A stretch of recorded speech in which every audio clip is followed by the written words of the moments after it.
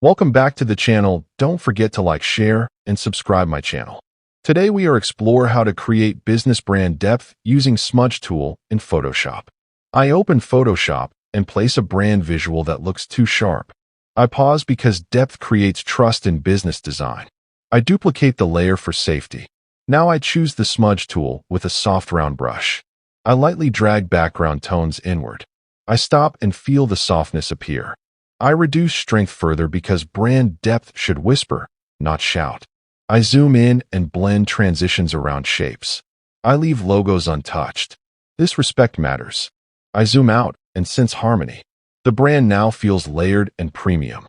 I add controlled smudge strokes behind secondary elements. I refine edges slowly.